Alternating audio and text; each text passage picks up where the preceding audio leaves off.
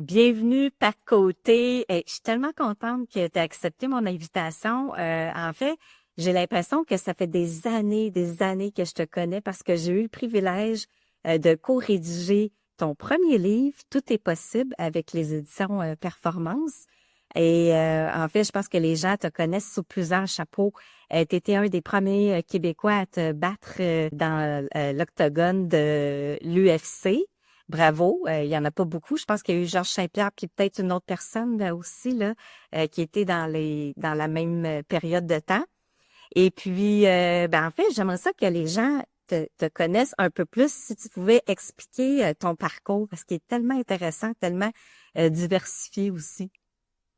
Ben oui, ben écoute, je suis super content d'être là. Ouais, je suis content de te retrouver encore. C'est fun de se retrouver. Moi, je suis un petit gars du bas du fleuve. Je viens d'un petit village de Saint-Narcisse de Rimouski, c'est un petit village qui je porte dans mon cœur. Pour vrai, j'ai essayé de représenter ce village-là à travers la planète entière parce que mon sport m'a permis de vraiment de voyager puis de faire de vivre de ma passion pendant une quinzaine d'années dans ce sport-là. Donc, j'ai fait des arts martiaux mixtes pendant 15 ans de temps dans l'action de l'UFC. J'ai joué pour la Coupe Stanley de mon sport. En 2008, je me suis battu pour le championnat du monde. Puis, tu sais, j'avais un talent limité, mais j'avais un désir de performer, un désir de réussir plus grand que mon talent. Puis ça, je pense que tu sais, tout le temps, le talent, c'est pas tout dans la vie, c'est vraiment, en anglais, on appelle ça le will. Là. Si t'as vraiment une passion qui te fait lever à tous les matins, puis moi, c'est pour ça, tu sais, il y a du monde qui ont bien plus de talent que moi, qui n'ont jamais de combat de championnat du monde, mais il n'y avait pas la même détermination, je pense, que moi, j'avais dans ce sport-là. Puis, mais avant ça, j'ai été militaire aussi. Donc, je suis parti dans l'armée. Donc, j'ai pas donné beaucoup de chance à ma mère pour être heureuse. Je suis allé dans l'armée, je me suis battu après. Mais ça m'a donné une expérience de vie incroyable. Puis j'ai vécu ma passion pendant 15 ans de temps dans les arts martiaux mixtes. Puis en 2017, j'ai pris ma retraite. J'avais préparé mon après-carrière pour différentes business, différentes entreprises. J'ai placé mon argent aussi. Mais là, je voulais retrouver des choses que j'aimais faire. Donc, j'ai construit une conférence à partir du livre qu'on a fait ensemble, Tout est possible, que je run depuis à peu près 7-8 ans. Pour vrai, là, puis j'en fais à peu près une vingtaine par année. Ce qui est vraiment le fun dans les écoles, dans des business, dans des team building, dans des équipes sportives. Donc, c'est une motivation sur la résilience puis la motivation. Puis, puis c'est ça. Puis là, présentement, ben là, je suis dans le jeu, je suis dans l'acting. On dirait que j'ai trouvé la même passion que j'avais dans le sport maintenant dans le jeu, dans l'acting. Puis je dirais 2 ans, là, ça va très bien ici au Québec. Là. Oui, puis on te voit aussi partout à la télévision, le bravo. Parce que c'est quand même assez différent. Puis tu étais aussi commentateur de tout ce qui est MMA, là. Ouais, ben ça fait 17 ans là, que je fais ça là, encore aujourd'hui. Tu sais, moi, j'étais passionné de ce sport-là avant, pendant, puis je le suis encore. Puis je pense que ça transperce l'écran aussi. Puis c'est un sport qui est dur à vendre, qui est encore assez tabou, parce que c'est un sport physique, c'est un sport peut-être des fois dur à comprendre ou à regarder. Donc moi, je pense que j'ai trouvé une ligne directrice quand même assez bonne pour vulgariser ce sport-là, pour que tout le monde puisse comprendre les petits détails, puis peut-être pas aimer ça. Tu sais, moi, mon but, c'est que tu n'aimes pas ça, mais que tu comprennes, que tu aies un respect envers les athlètes qui font ça. Puis je pense que c'est ça ma quête maintenant dans ce sport-là, c'est d'aller c'est pas un mot, là, mais j'aime bien dire ça, de déviolentiser ce sport-là. Donc, c'est ça présentement. Là. Oui. Puis tantôt, tu parlais de ta mère, Martine, pauvre Martine.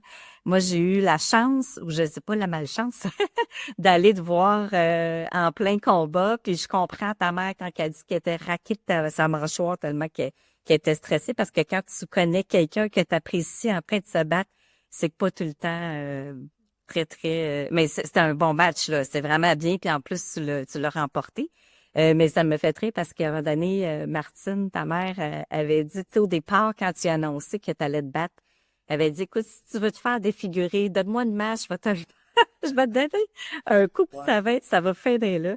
Ça m'a fait très, très rire.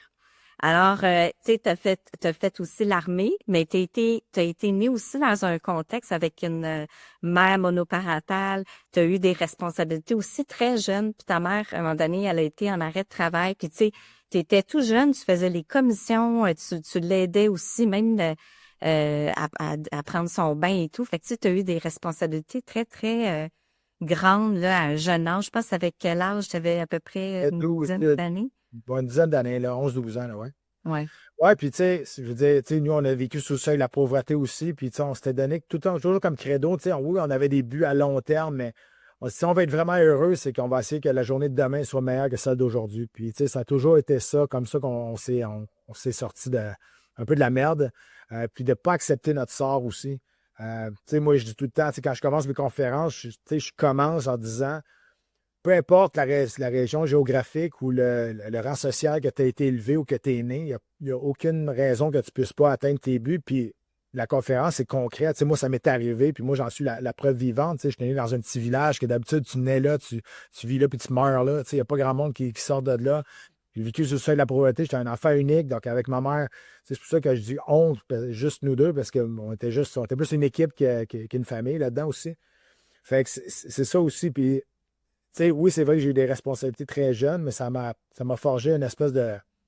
Ça m'a forgé une espèce de caractère de pas se plaindre pour rien. Tu sais, d'aller chercher ce que je veux, puis de ne pas attendre que quelqu'un me donne rien. Puis je pense que ça m'a forgé ça aujourd'hui. Ça m'a forgé beaucoup d'empathie, par exemple. Ce qui fait que je travaille là-dessus énormément, surtout avec mes enfants et avec le monde qui m'entoure. Tu sais, moi, je vois toujours le verre à moitié plein. Fait que, tu sais, si je pars quelque chose, c'est sûr que ça va fonctionner. Tu sais, j'ai pas de doute, ça ne fonctionnera pas. Puis si ça ne fonctionne pas, ben c'est correct. J'ai appris à être en paix avec l'échec. Moi, l'échec, c'est pas, pour moi, c'est pas un deuil. L'échec, pour moi, c'est un apprentissage. Fait que je suis très, très en paix avec l'échec. J'ai pas de honte à ce que j'essaie quelque chose, je pars une business, ça marche pas. J'ai aucune honte de me retourner puis de dire, OK, c'est pas grave. Tu sais, j'ai 2 entreprises qui marchent super bien. J'en ai parti à peu près 12. Mais si les 8 avant n'avaient pas marché, ben ces deux-là ne marcheraient pas. Fait que, à un moment donné, c'est ça aussi. Puis, tu sais, je me dis tout le temps, je me sors de ma zone de confort. Puis, moi, ce que j'ai le plus peur dans la vie, c'est qu'à 80 ans, je me berce puis je me dis, genre, j'aurais donc dû faire ça. C'est quelque chose qui me hante complètement. Fait que j'ai beaucoup de misère avec. Parce que moi, je me suis forgé cette espèce de personnalité-là, de ne pas me plaindre, d'aller chercher ce que je veux. Donc, j'ai un peu de misère avec l'empathie du monde qui ne pense pas de ce minding-là autour de moi, mais je travaille là-dessus.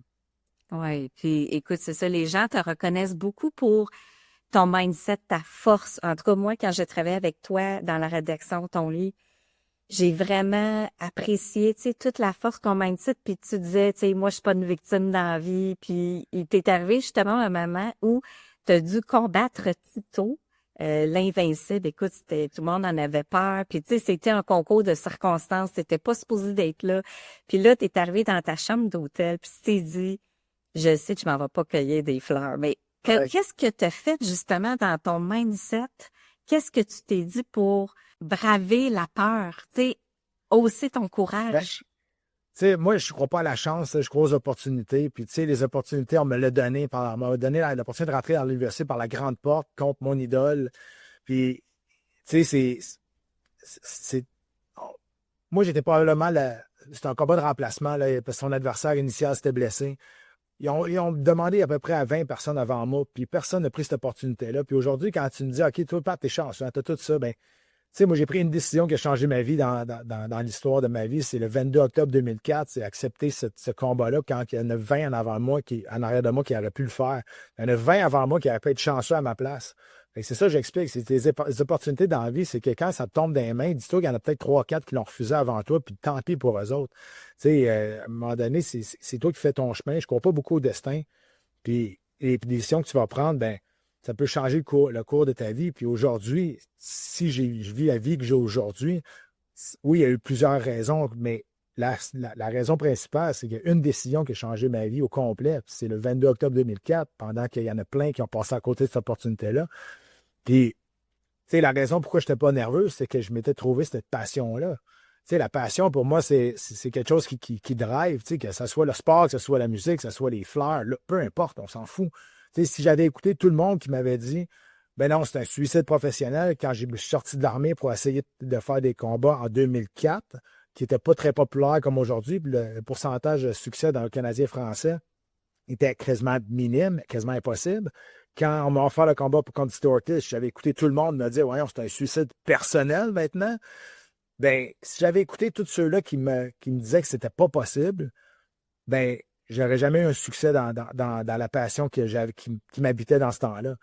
Fait que c'est ça que je dis souvent, c'est que quand il y a quelque chose qui te drive, il y a quelque chose qui te passionne, ceux qui sont autour de toi, qui veulent monter avec toi, ben, ils vont t'encourager, peu importe le rêve le plus fou que tu vas avoir, tu sais. Mais si tu écoutes juste ceux les non-sayers qu'on dit en anglais, là, tu sais, si tu fais juste écouter ça puis te faire mettre un doute dans la tête, c'est là que tu vas passer à côté de bien des choses.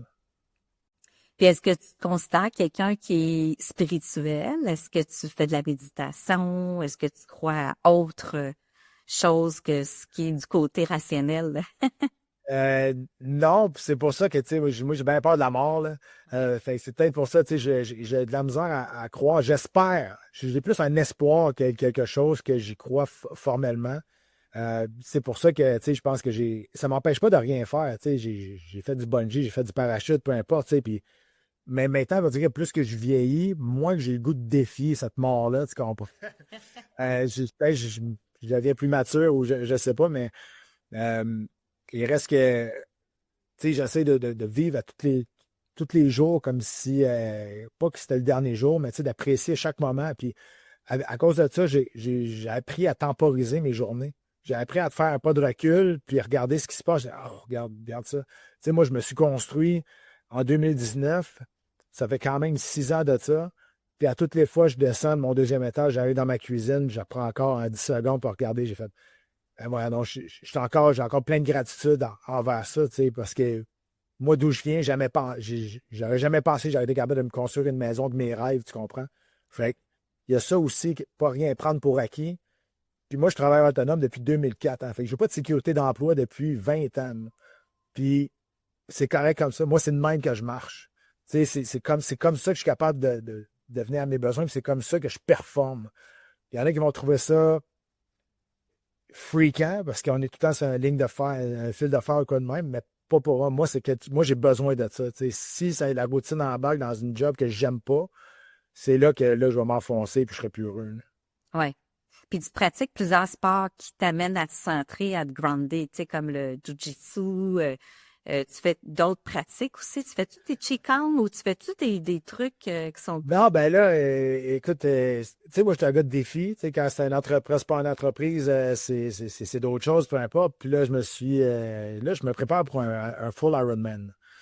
C'est une de mes bonnes, mauvaises idées que j'ai eues dans ma vie, mais écoute, je me suis donné 10 mois de préparation, c'est au mois d'août 2026.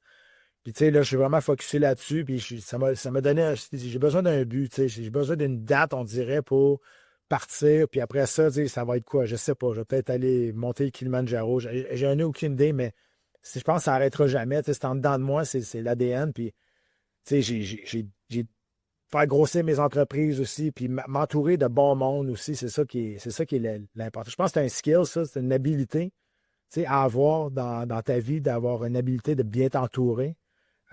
Puis c'est pas évident parce que c'est facile de s'entourer quand ça va bien, mais quand ça va mal, c'est là que tu vois que tu as choisi les bonnes personnes pour t'entourer. Ouais. Fait que ça, je pense que c'est un gros, gros, gros, gros skills, une grosse, grosse habilité que quelqu'un peut avoir. Puis quand je pense à Pat Côté, je pense vraiment à force mentale. T'as-tu des trucs que toi, tu utilises, que tu dis, écoute, si vous appliquez ça, ça va vous aider à accomplir puis avoir un peu plus de succès, d'abondance dans votre vie? Absolument. Moi, il y a une phrase qui a changé ma vie, puis on s'en était déjà parlé, je pense, c'est contrôler le contrôlable. Tu sais, ça m'apaise, ça m'enlève des doutes, ça m'enlève de l'anxiété, ça m'enlève la culpabilité de si un projet fonctionne pas. Ce que je veux dire par là, c'est contrôler le contrôlable, c'est de connaître ta matière. Tu sais, moi, quand je me battais dans l'octogone, que l'octogone soit à Blainville devant 700 personnes ou à Las Vegas devant 20 000 personnes, je ne contrôle pas ce qui était à l'extérieur, mais à l'intérieur, la performance restait pareille. Donc, tu contrôles ce que tu es capable de contrôler, tu comprends? Fait que moi, dans ce temps-là, si je ne peux pas contrôler quelque chose, ben, je ne m'en fais pas avec ça. Puis, il y a une préparation aussi pour ça. Tu sais, quand je donne des conférences avec dans les écoles secondaires, je leur demande qui est nerveux après avoir fait un examen, d'avoir sa note. Puis il y en a plein qui lèvent les mains et qui leur dis, tu sais, ça fait pas de sens parce que ça ne changera rien. Tu sais, c'est pas sexy ce que je veux dire là, mais tu sais, étudiez, soyez prêts, puis passez à d'autres choses. Tu veux pas te mettre dans un état, c'est de pas se mettre dans cet état-là, cet état d'anxiété, cet état de doute. Tu veux pas ça. Tu sais, je donne même comme exemple dans le trafic. Tu sais, le trafic, je m'en fous, là. Mais si tu veux pas avoir être en maudit dans le trafic, ben une préparation, tu peux partir plus de bonne heure, tu peux regarder des autres chemins, peu importe. Tu sais, il y a une préparation pour pas se mettre dans cet état-là. C'est justement ça. Contrôler contrôlable, c'est pas se mettre dans un état d'anxiété qui va te faire douter ou ben non, qui va te culpabiliser si tu n'arrives pas à tes fins, là. C'est vraiment ta marque de commerce parce que, tu sais, je t'ai vu aller avant les combats, tu sais, toute ta nourriture, tu sais, ça se tentant, le sac de chips, mais tu sais, t'es tellement... Tout ce que tu fais, c'est pour être prêt aussi pour la pesée. Tu sais, la pesée avant le combat et tout. T'es prêt aussi avec le trash talk. Puis là, je fais beaucoup allusion, mais on pourra parler de tout ce qui est émission de télé, là, mais les trash talk, là, tu sais, quand t'arrives avec un adversaire que tu le sais, là, que vous allez vous battre, puis que tu sais, à un moment donné, je sais qu'il y en a un qui te dit en pleine face, voici comment je vais te battre, de cette façon, on va faire ça, ça, ça.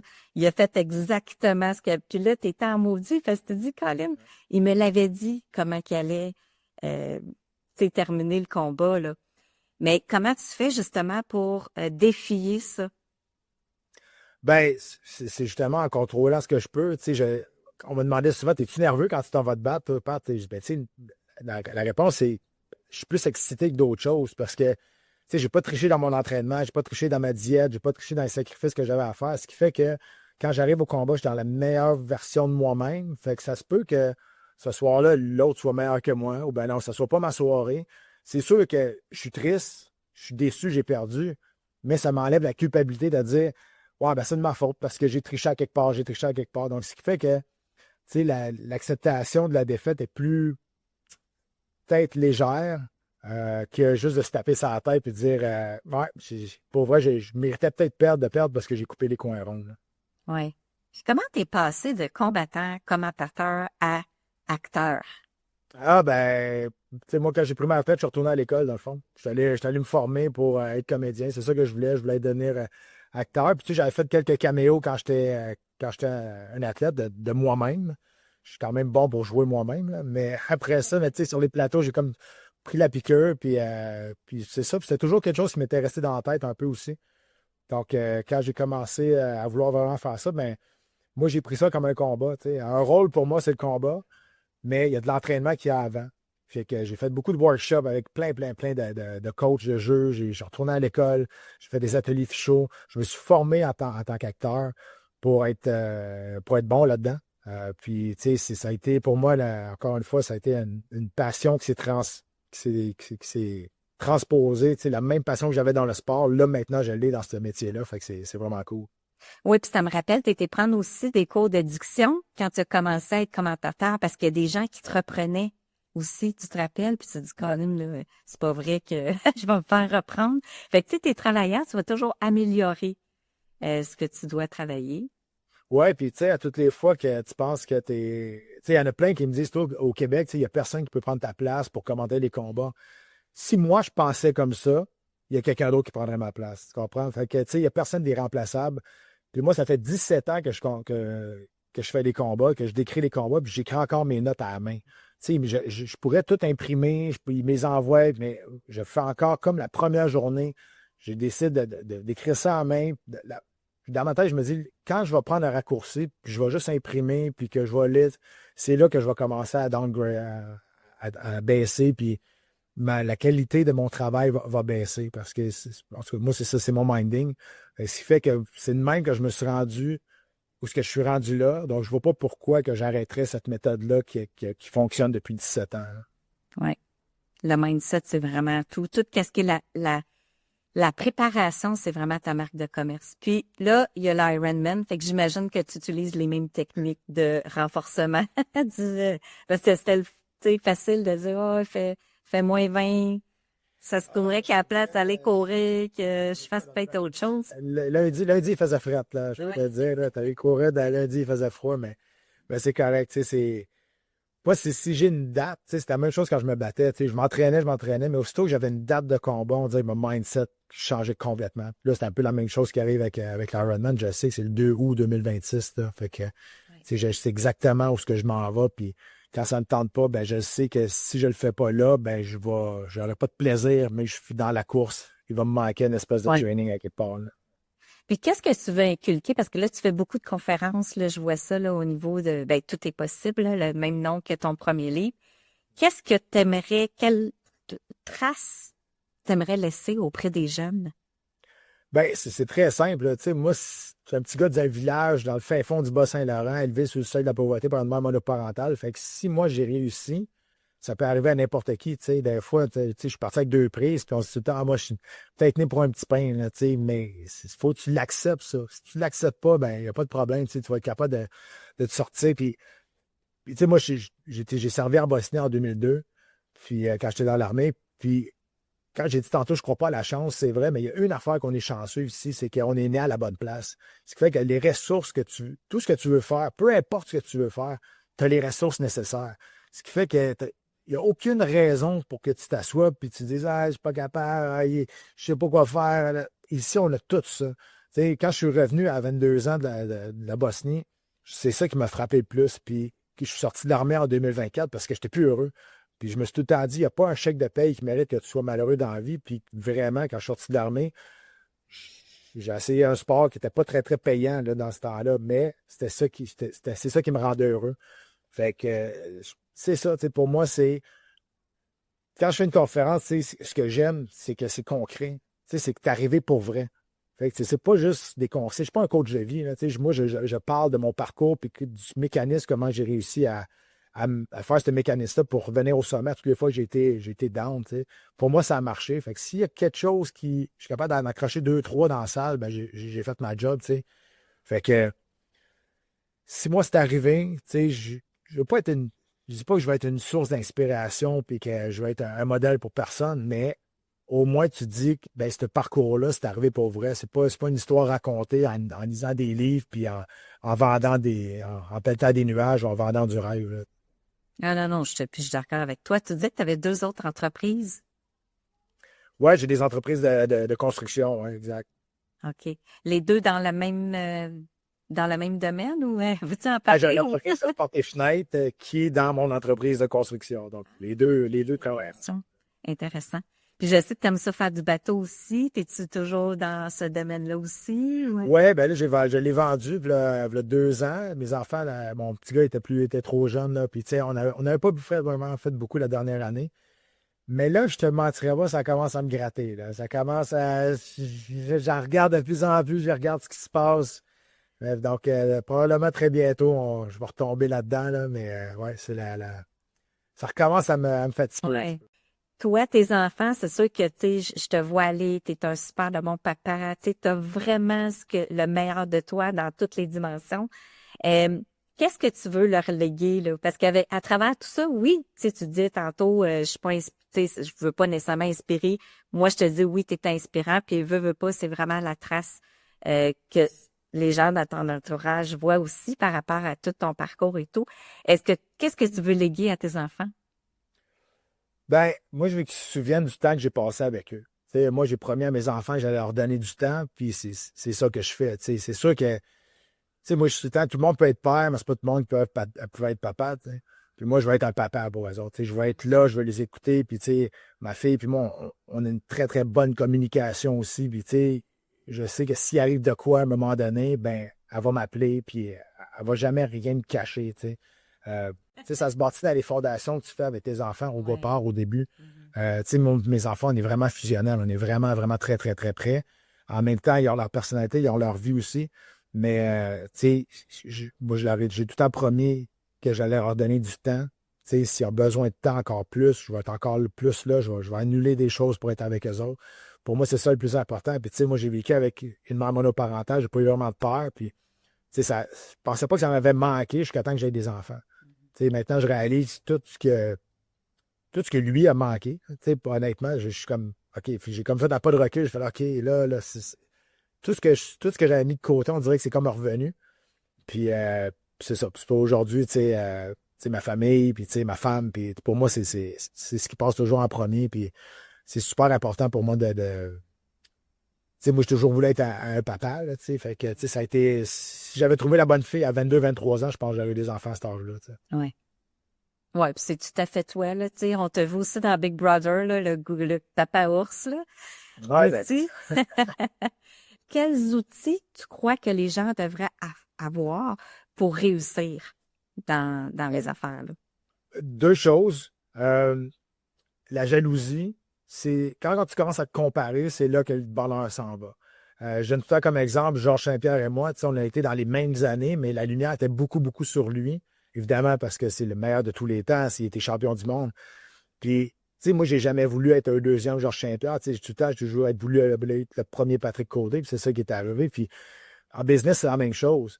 Tu regardes ceux qui réussissent, puis des fois, tu as une jalousie envers leur succès. À la place de ça, moi, Georges, je m'en suis inspiré à la place d'avoir la jalousie de son succès. Ben, c'est la même chose en affaires. En affaires, ceux qui réussissent, regardez ce qu'ils ont fait, puis inspirez-vous de leur parcours.